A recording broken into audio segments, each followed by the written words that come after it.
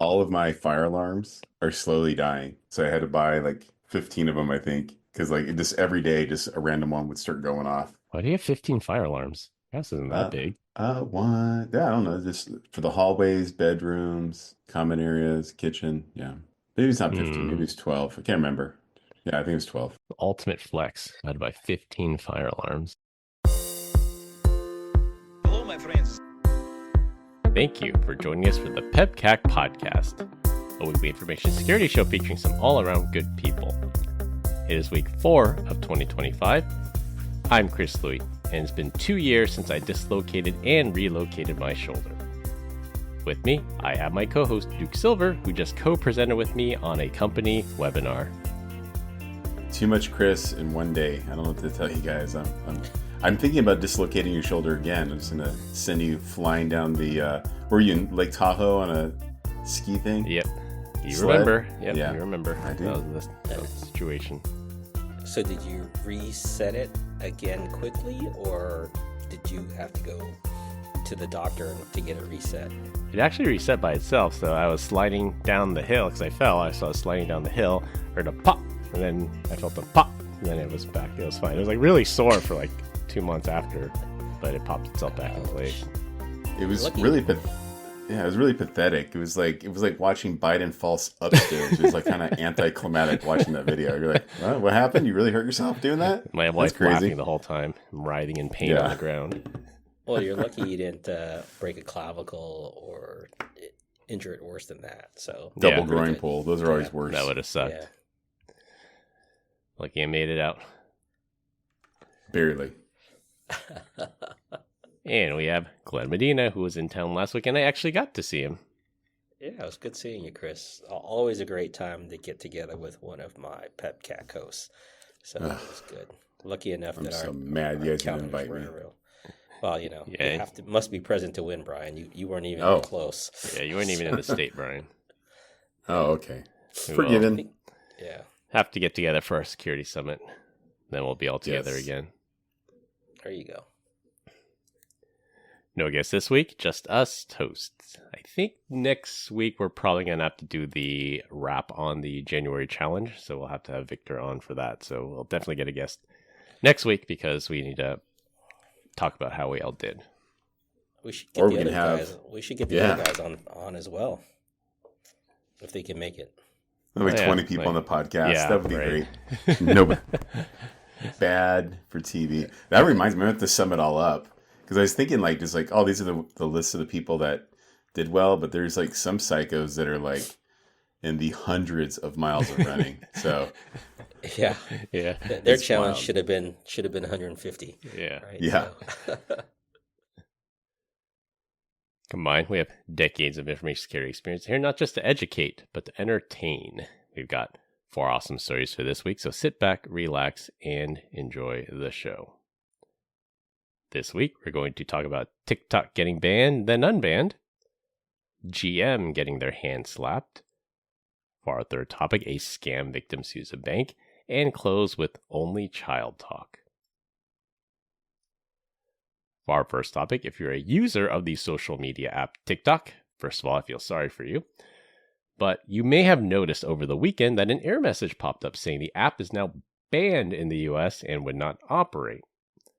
That message only lasted about a day as TikTok was given signals that the January 19th ban would not be enforced with the new incoming US administration taking power just 1 day after the ban was to take effect.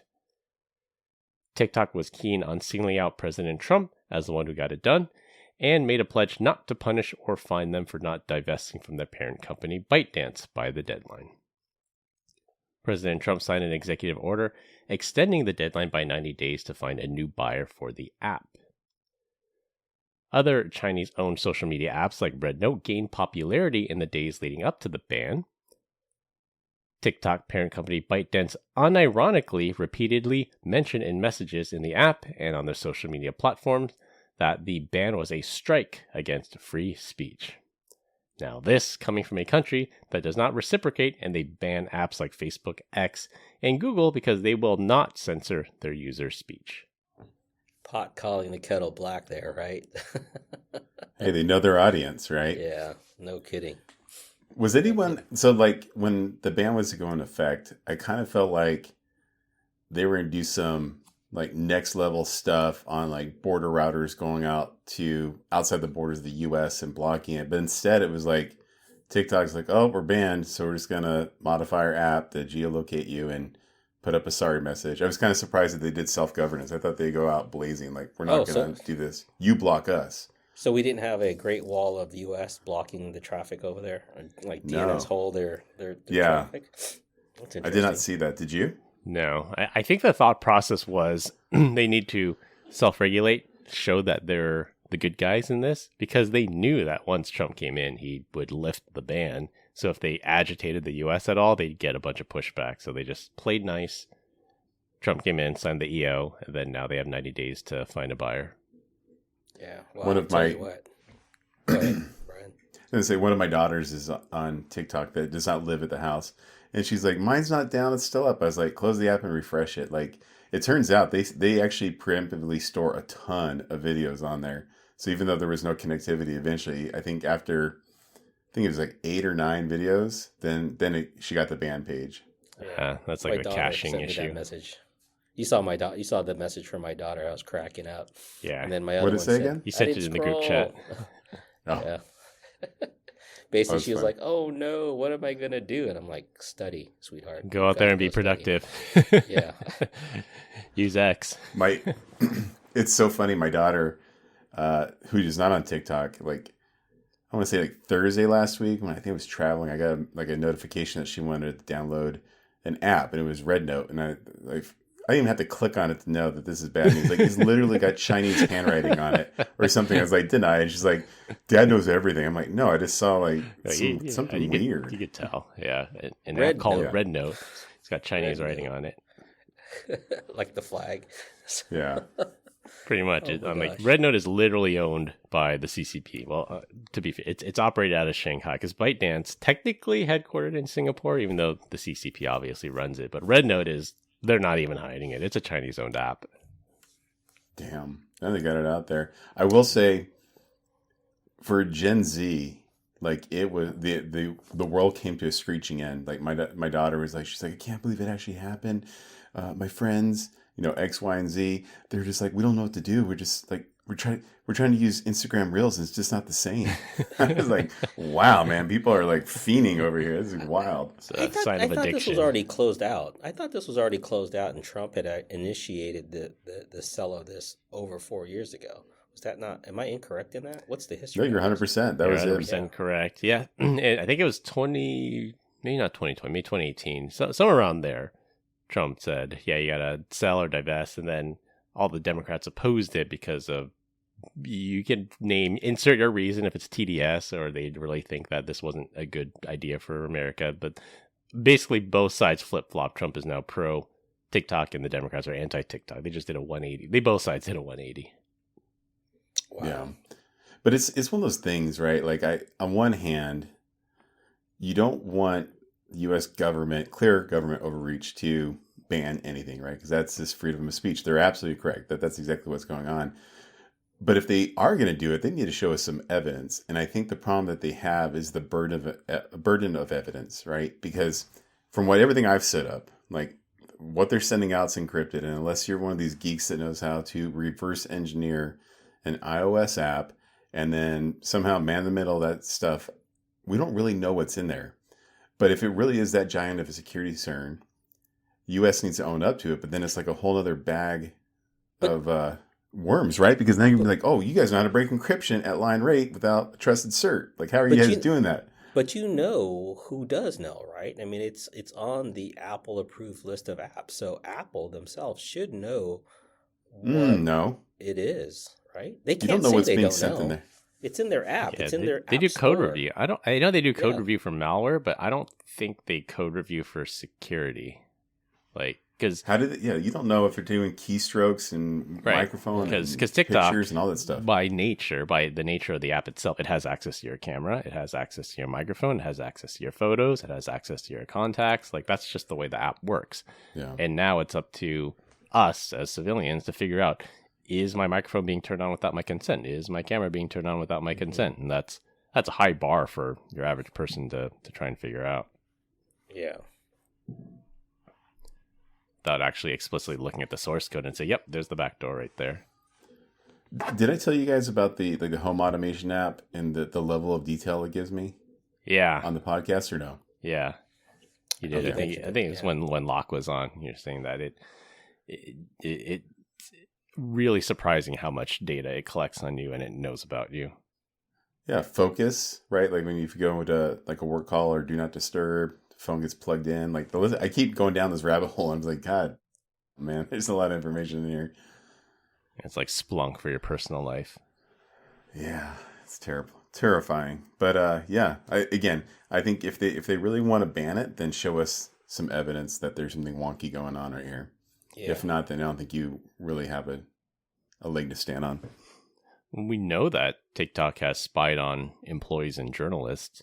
So that capability exists. They can check the logs and see the geolocation of an employee. They can check the geolocation of a journalist and see if this person is the whistleblower talking to the journalist. So they've admitted that they have that capability. But it's like, how do you implement security boundaries? And I think that's part of the reason they want to divest from China, from ByteDance, is have an American owner, have American sovereignty over the data, have zero connection to China, so that you don't have some Chinese developer just backdooring the US app. I think you have to have those security boundaries. I 100% believe that TikTok and heck, even Snapchat probably have a complete 3D rendering of my entire house on the inside, because they probably have some sort of hook to be able to pull the LiDAR information, right? Roomba. Because that's not your Roomba. Yeah, it doesn't, like, you don't know that thing's doing anything, right? We use a Face ID all the time. So if that LiDAR is going off, I guarantee you they're collecting that information. Again, I can't prove it though. That's the part that I would love for the U.S. government to show us. And then once they do that, we're like, wait a second, how do you guys break that encryption thing? They're like, oh, we can't tell you. Like, oh God, it's fundamentally flawed. Well, Brian, if they didn't, they'd probably make the company validate that there's inside the source code itself, that there's nothing in there, right? It's like, Brian, make a use case for needing it though. Here's an ad for a bookshelf. It'll look right nice right next to your desk. Well, like, look at the right. That's a good example. Or heck, even Snapchat, how they do the things that go over the face. Yeah, like that requires it. Yeah. I guarantee those filters are using LiDAR. Yeah, I have like a mini conspiracy theory that do you guys remember maybe 5 years ago, Facebook had this thing that they're calling the 10-year challenge, where they say, post a picture of yourself today, post a picture of yourself what you looked like 10 years ago, and hey, look how much you changed. Like they're promoting that. I posit that Facebook did that so they could train their AI models to see this is what a person looks like when they age after 10 years, and then they make you age you a bit more. So I think they were collecting data to train their models by doing something like that. Everything. My before photo was you though, so I just really screwed. Went from a Chinese guy to a bald white guy. He's gonna look like Glenn next. Yeah. Oh my gosh. But now the app is out there.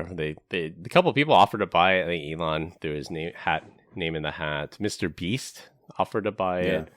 That stupid kid social media app Kick offered to buy it. So there are some suitors, and I bet they're going to get it at a fire sale price because they have to sell.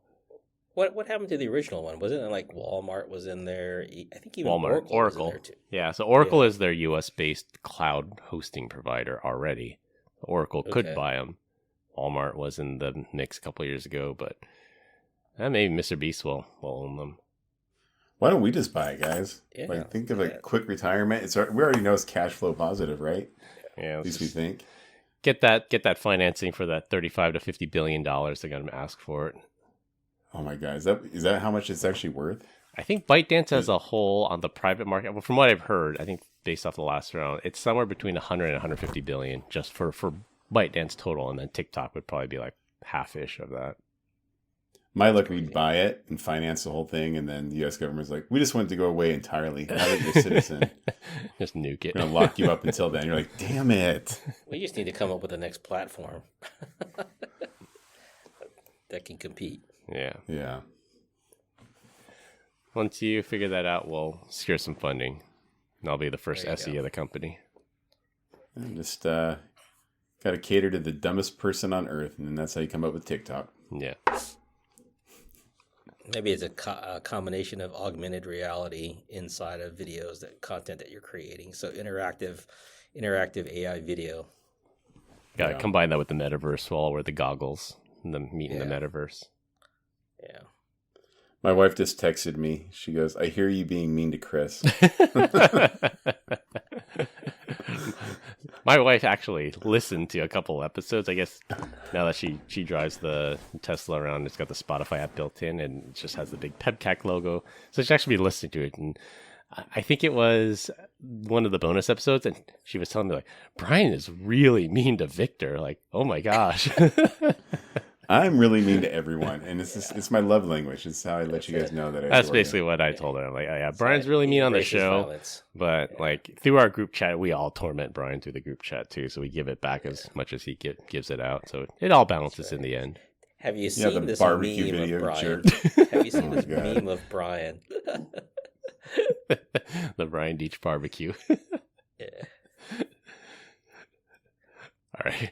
For our second topic, U.S. automaker General Motors, or GM for short, just got an enforcement action from the U.S. Federal Trade Commission for collecting and selling their drivers' data without their consent. Say it ain't so. GM subsidiary OnStar, the creepy assistant that likely got replaced by Siri, collected precise geolocation data and driving data from millions of vehicles without the owner's explicit consent. This data was packaged and resold to companies like LexisNexis, which then was resold to insurance companies who use the data as justification to raise insurance premiums or even outright deny coverage.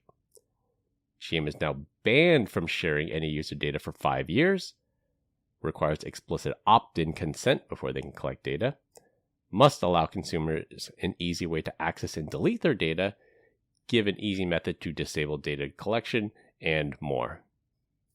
Wait a minute. I thought they couldn't collect the data to begin with, especially for like California residents, right? There's always an opt-in or an opt-out for California residents. Didn't stop them. Yeah, they should get sued. They did. Oh, they did. Yeah, they did. I'm sure there's going to be class action lawsuits. This enforcement action just changes their behavior, but I'm positive there's going to be some lawyers out there that'll do a class action against them for precisely that. Great. So I can collect my $1.50 check from the class action. Meanwhile, Google and Amazon are like, we would never do that. But we will enrich our own data to target you. Yeah, it's like any kind of data breach, like, Change Healthcare, Equifax, we got our $4. And the hard part was you have to prove damages. Like, I have to show that somebody stole my credit and I paid X amount of money to fix my credit. Like, that's actual damages. I could have claimed that. But in this case, I think it's going to be a lot easier because people can say, yeah, my insurance went from $300 to $600. It like doubled, like inexplicably. And then you could find out, well, GM sold the data, so I could actually prove those damages in court. Well, doesn't Tesla do this already with their Tesla insurance and your driver rating? They do, but this is an explicit opt-in model. So that's actually different. Yeah. So I'm glad you brought that up. So on my Tesla, I have the new hardware 4, and it actually it goes through prompts and makes you check every box for every data sharing. So it'll say like the box, like you can share data for us to improve AI. You can share data with us if you get into a crash that we can call 911 on your behalf. So they are a very explicit opt-in model. But that's a tied-in opt-in, right? That's like voting for a bill. Like you have to accept to opt in for crash data model, but it also allows them to accept data based off of your conversations in your car, right? So Tesla's pretty granular. Like the car will function perfectly if you deny everything. So they don't handicap the car just because you're not sharing data with them. It actually improves it because the AI will get better and the full self-driving will get better if you share the data with them. So it's in your interest to share. Not my data. We recently changed auto insurance, and they're like, yeah, if you plug this into your like ODB port or run the app when you're driving, then you can keep your rates low. And I was like, you don't understand what I do in this Bronco Raptor, do you? I do not need my rates to quadruple. But Brian, I saw you took a 1G jump and you fell about 30 feet. Can you explain that? Dude, did you see that video where the guys were just sending all those cars like into like the lake quarry? Oh. No.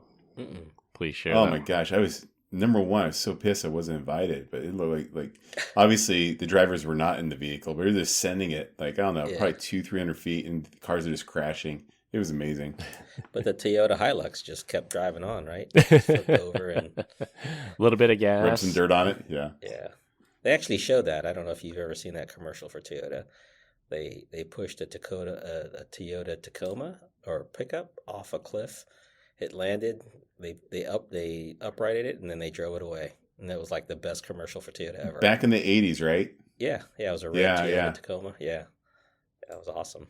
And Top Gear did everyone the torture listening in test. America. Yeah, they drove it in the ocean. They set it on fire. They crashed it. They dropped stuff on it and it just kept driving. So that was also a pretty good ad for Toyota there.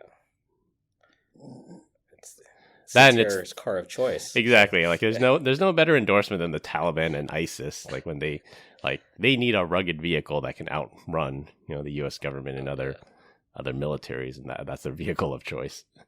Yeah. Just wait till I get my voice equipment. What are you gonna do? The military truck. I don't know. I was looking at the deuce and a half. Yeah, probably the deuce and a half. Did you see my message on that? I sent you a message on that. The M35A3 bobbed deuce. Yeah, like that thing. Like I'm not going to drive it as a daily driver, but I'll just put it like up on the ranch, right? And we'll just cruise around and do stuff. Dude. Got 43-inch tires. Let's roll. Take it through the Taco Bell drive-through. It's totally great until you got to fix something. Then you got to get under it. Just changing the tire on that thing is ridiculous, dude. So. Oh yeah, the tire's like $1,500 or something crazy. No, I'm talking about just like changing the tire. Like, okay, let me go rotate the tires or something like that, right? And you sit there and you need a man jack, right? You need a man lift. You need some huge tools. Like the sockets for that are just crazy. So, but anyways, just driving in it is great for about the first hour, and then after that, you just want to crawl out of that thing. There's no heater for the ones that were in the military. Unless they add them. There's no heater, there's no air conditioner. There's no air conditioner. So, yeah. You can opt in for it. Yeah, there's a 5-ton truck, too. Oh, yeah. Starting price, $36,500. And then you can add all the crazy stuff. Get a flamethrower. Come on. Got to no, you got to do that. Yeah. How about a turret? Stinger missiles. Yeah. I'd like an MRAP. You know, that I wouldn't mind buying an MRAP. That would be awesome. That's what you need to drive around in Oakland around here. There you go. Yeah. Hold on. But it'd be like complete, like, let's be honest. You get this, you're not going to do much in it. But the second there's an apocalypse or the apocalypse happens, you're good to go, right? Just got a fun truck to do. And then when you die, you die. Yeah. Until you got to find diesel for it. And then it's like. Oh, no. They do the, what kind of engine is it? It can run off of anything. Is it like one of those World War II motorcycles? You can put kerosene in it. You can put diesel. Yeah. Gas. Oh, wow. I forget the name of it. It's like, yeah, diesel, gas. He's like, you damn near can put in it. It's going to run. Like that part. Put a bottle of Jack and some water and you're good to go. Fermented fruit. Yeah. I told my wife, I was like, this is what I'm going to get. She's like, so you're getting rid of the Bronco? I'm like, no, I'm not. I'm getting this. She's like, no, you're not. And I was like, well, we'll see who will win. He'll be the most hated house on the block. Just this ugly deuce and a half sitting in his driveway.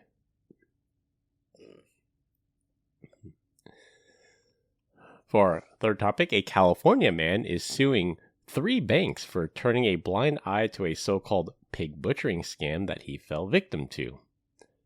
Over a 6-month period, Ken Liam wired $986,000 to the crypto scammers, and he did not realize it was a scam until his crypto account was, quote, frozen for money laundering, and the crypto scammers were requesting an IRS tax payment to release his funds when he tried to make a withdrawal. Last year, 2 elderly victims of a similar scam lost over $2.2 million and are suing JP Morgan Chase for allowing them to send that much money, which was typically uncharacteristic of them. The California man claims the banks allegedly failed to verify documents proving the identity of the owners of the accounts, nor did they inquire about the, quote, nature of the business's activities. That's not the bank's issue, right? They're just doing what you signed for and said that you were okay doing that. Like, at what point do these people take ownership of their own actions? Right? Yes, but on the other side, I don't know. Minimum wage, minimum effort is the other problem you have too. I know someone that fell victim to this, and they did originally encounter people at the bank that were like, dude, this is not a good idea. He just kept going back, but he found one that did, and just kept selling that person until they. So what's interesting is, oh yeah, you got to pay your IRS tax payment. Okay, we can't release the funds until you do what was it? Validation, credit. What was it called? Wire transfer validation fee, and then wire you can't test. do that. Yeah. Like all these different things, they bleed them dry, bro. Like God.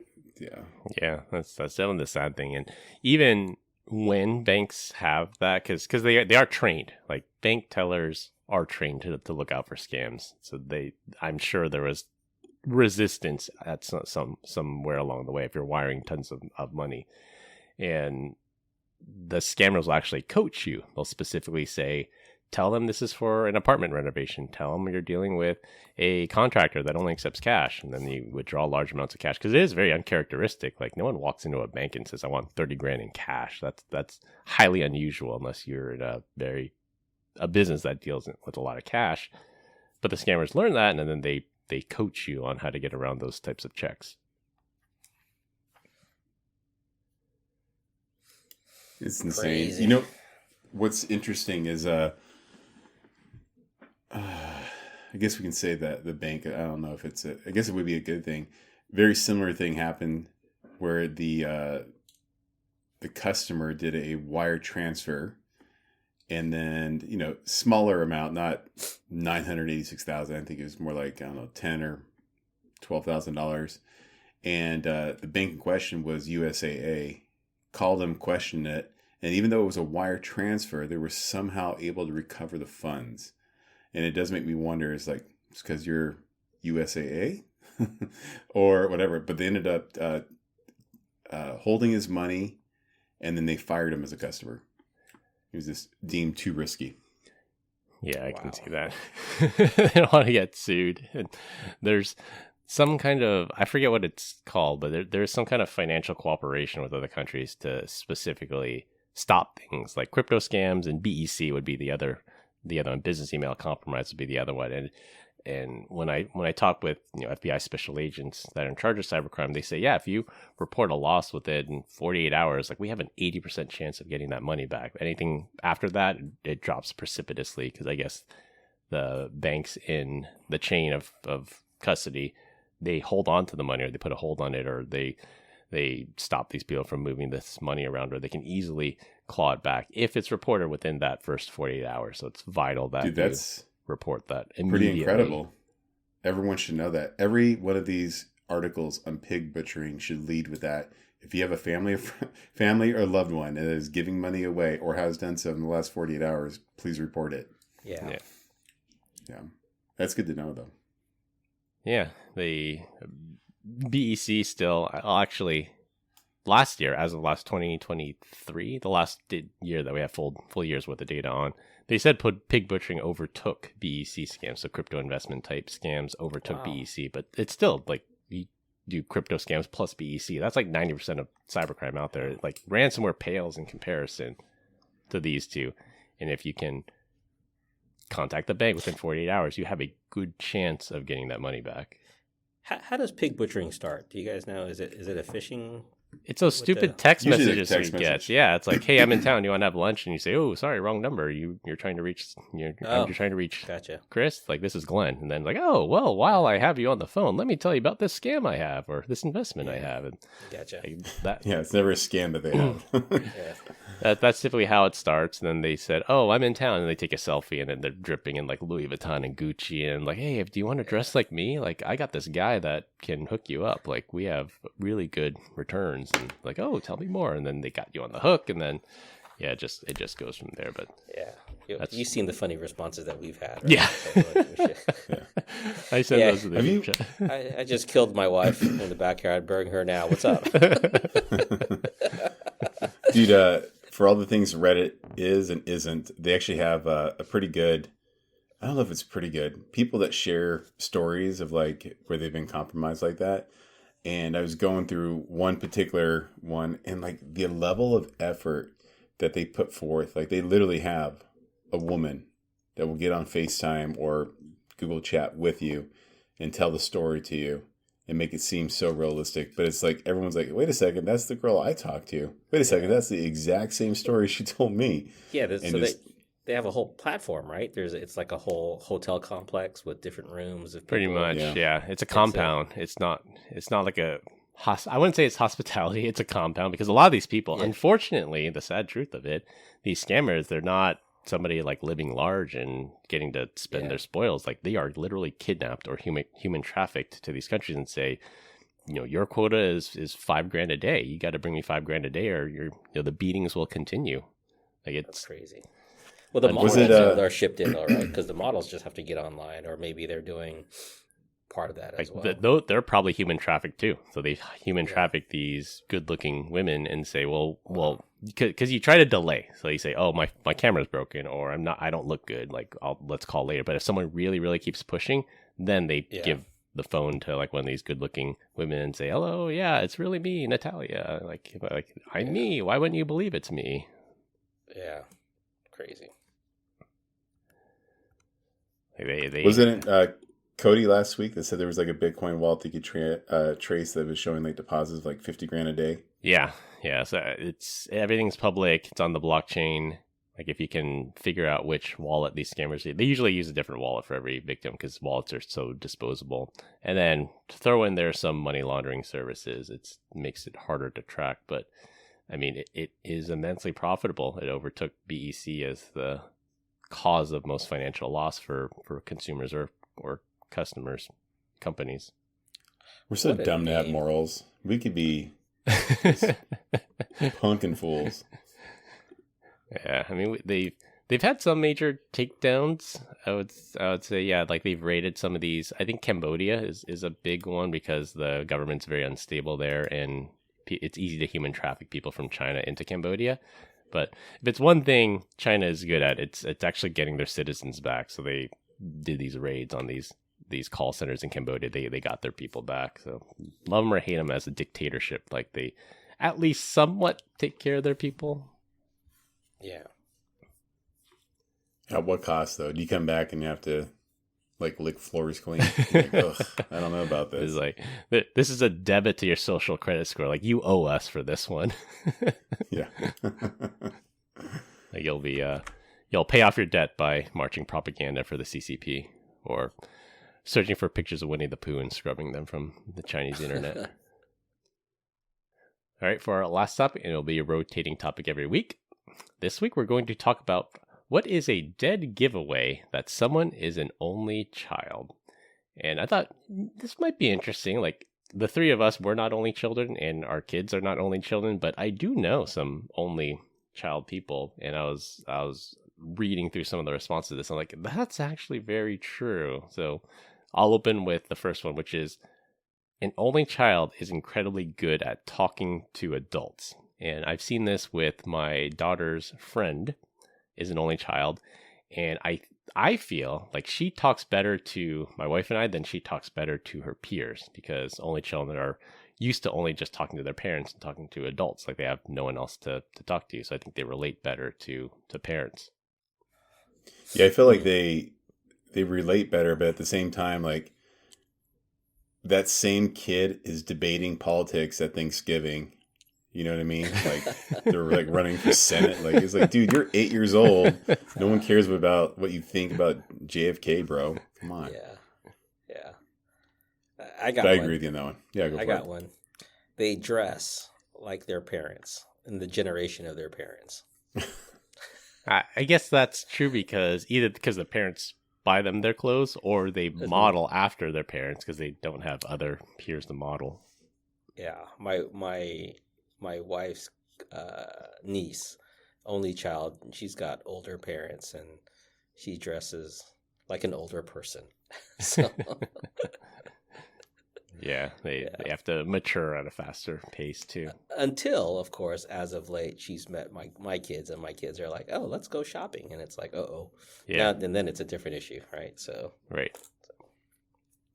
I think that kids that have imaginary friends are usually a good indicator that they are like the only one there. Like, have you ever seen like a kid like dunk on his imaginary friend and then like talk trash to him afterwards, like flexing on him like it was like Game 7 of the NBA Finals? You're like, dude, there's no one there. Yeah, I compare and contrast because I have two kids, and neither of them is an only child. The one thing I thought that was funny was if you cut a cake in half, an only child will not be able to tell you which half is bigger.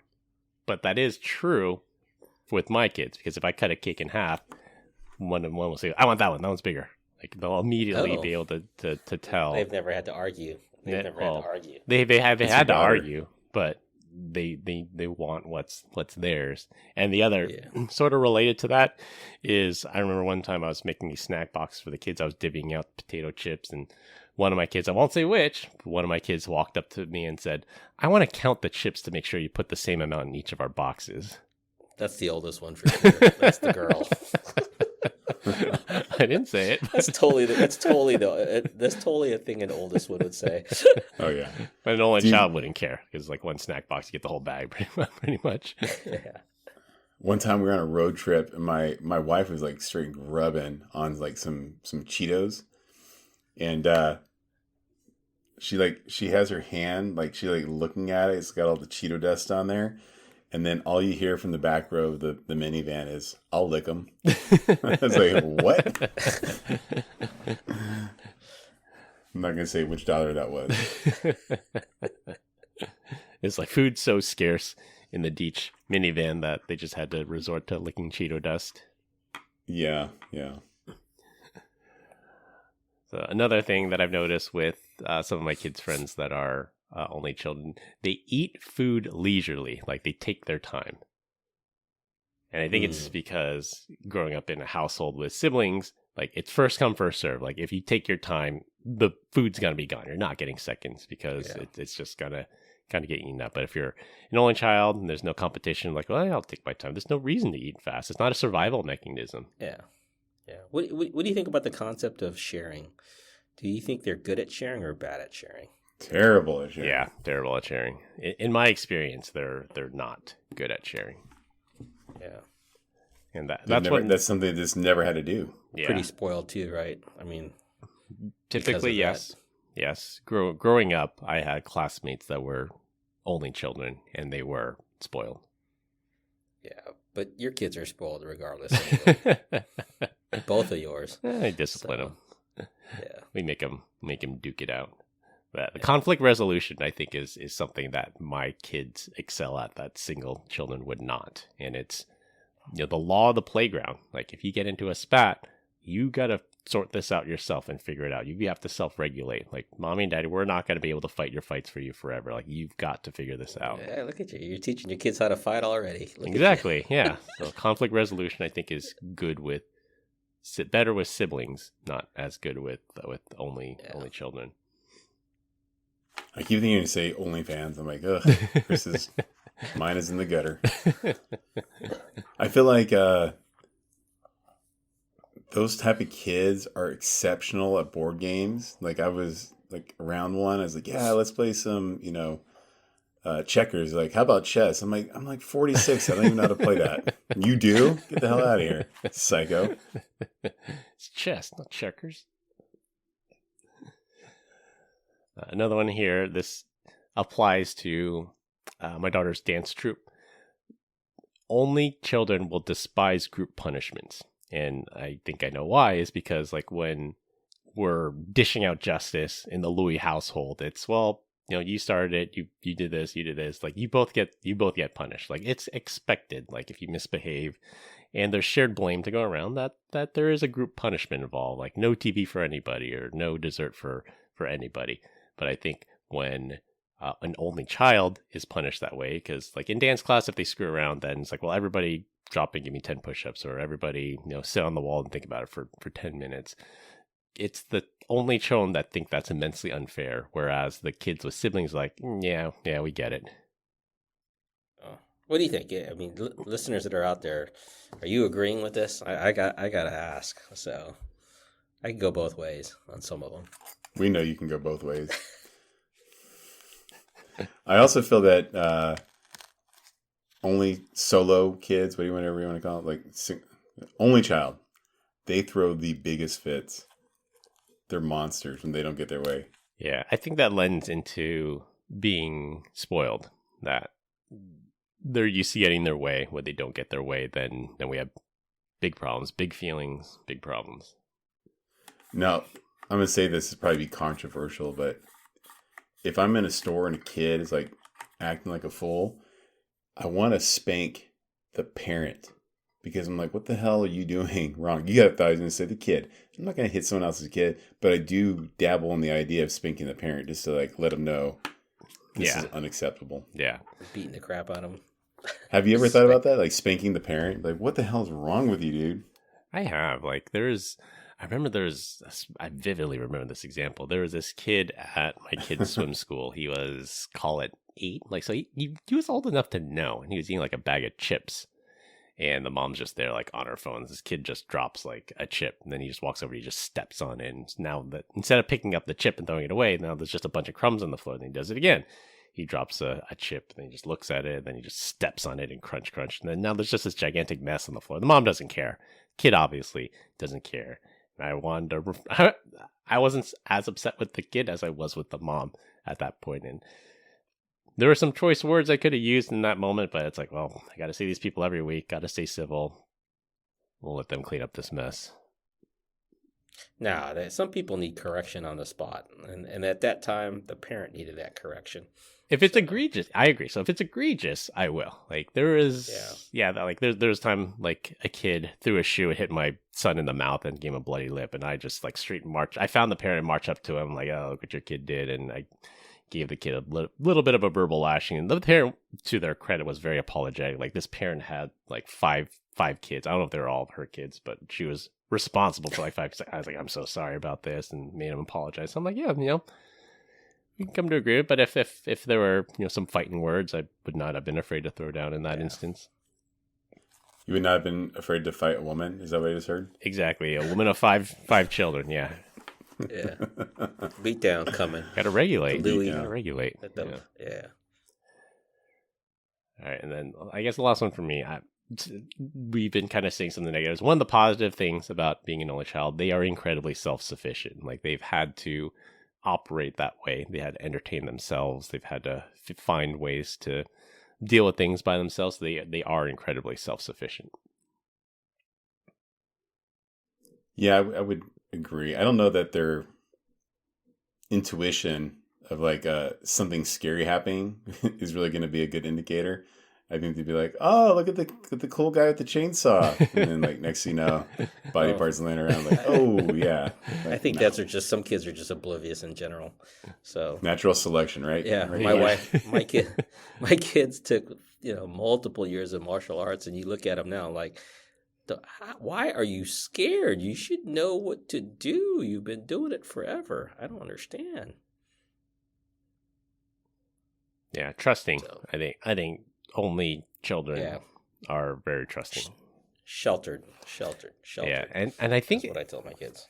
Because I can directly contrast that with my kids, that they obviously it's 2, they have siblings, where one kid will say, "Oh, I'll give you this dessert in exchange for you cleaning my room or something," and then they go, "Psych!" Like they clean the room and they don't get this. Just so they learn to be a little more skeptical. Like that's kind of operating with their peers and having a brother or sister to haze you. You become a little more skeptical. Whereas I think only children are a lot more trusting because they mainly deal with adults, and adults usually tend not to prank their kids like kids like to prank each other. Unless you're Brian. Yeah, but anyways. I do think that the only child is also surprisingly confident. Do you know what I mean? Like Yeah, I no can one's see that. ever really put them down. But it also, you might be creating the next school shooter. I think that, you know what I mean? Lone wolf. You can't, yeah, the lone wolf, you have to, I think you do have to tease. I mean, obviously I love teasing people because I just got roasted for it here. But I do think that, teasing to a degree is actually a good character builder. Yeah, it's a spectrum. Like, you don't want to over bully somebody and make them feel bad about themselves. But there's something to be said about like joshing somebody on the playground, that it builds character, and you teach them to accept it and to give it back too. Like, that's playful banter. That's part of childhood. That's part of growing up. That's part of why the three of us are on this podcast and we're always just making fun of each other. Like, it's part of life. Like, you can't have that thin of a skin going through life, or you're going to have problems. Absolutely. I'm going to call it right now. I'm going to be at SCO this year, and some listeners are going to come up and be like, that really hurt my feelings about saying I should be able to bully.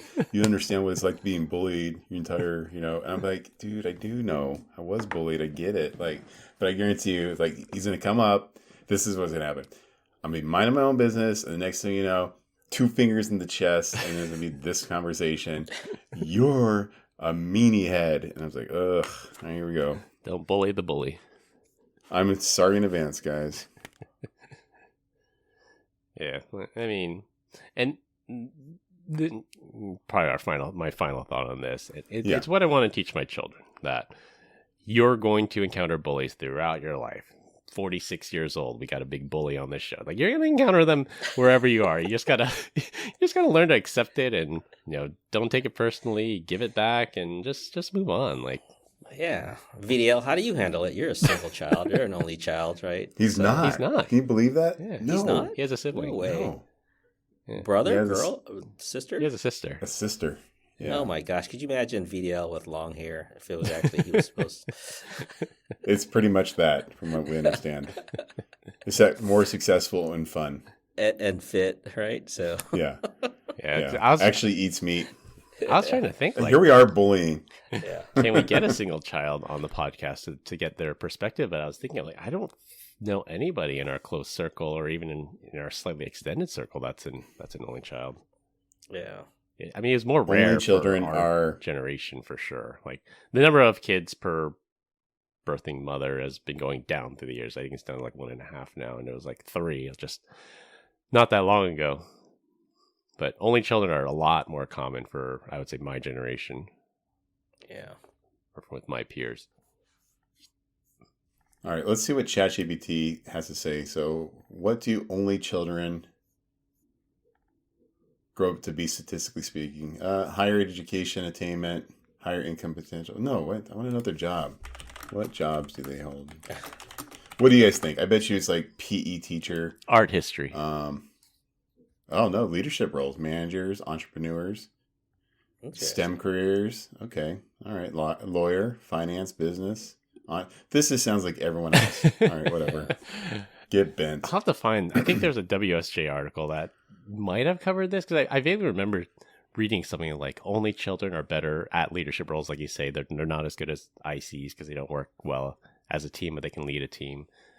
I don't remember exactly what it is. If I find it, I'll link through to it. Maybe they're really good at manipulation. Probably. All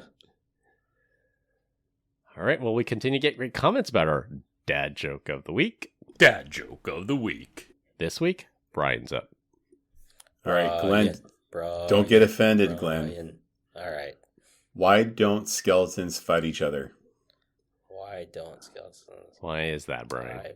Why is because they're a bunch of spineless losers like my competition. Boom, roasted. They have skeleton. I'm trying to put that one together. What are you talking A skeleton about? is spine. They have no muscle. They have no connective They have no tissue. heart. But... Yeah, they have no heart. They have a They have spine. no brain. Come on, man. One could argue that it's a spine. It's not functional, though. All right. Well, we'll have to unpack that one on the next episode. Yeah. Wow. Wow. Between this and having to post once a week on LinkedIn is driving me nuts. I think your joke last week was better, Brian. So You didn't like this one? Cody had the Yeah, it joke was last okay. week. Yeah. Oh. No. I'm saying the one he threw in before Cody's joke. He threw it in there. Yeah. Yes, I recall. Okay. Why was Helen? Come on, guys. That's not going on. Please edit that out, Chris. See, I can come through when I need to. Just not going to make it. It's not appropriate. Tune into our Patreon podcast to hear the unedited version of this for only $5.99 a month. Patreon.com/PEBCAK. Don't actually go there because I didn't register it. We will now. All right, to wrap things up, TikTok is back and here to stay. GM got caught selling customers' geolocation and driving data. California man sues banks because he got scammed. And that half of the cake is not bigger. That's all I have for this week. We hope you enjoyed this week's episode. Find us on LinkedIn. Links will be in the description. Follow us on Instagram at PEBCAK Podcast. Thank you to all the listeners and subscribers. Rate us 5 stars in the iTunes Store on Spotify and left us a review. We appreciate you all spreading the word to help grow the show. The best way to find us is to search for the PEBCAK Podcast in your favorite podcast listening app. My host Brian Deach and Glenn Medina. I'm Chris Louie. Thanks for listening. We'll see you all next week. And as always, have a nice day. Bye, Felicia. Glenn made it all the way through a podcast for once. Did. Good job, buddy. Good job. Achievement unlocked. And chop. And stop. Have a nice day.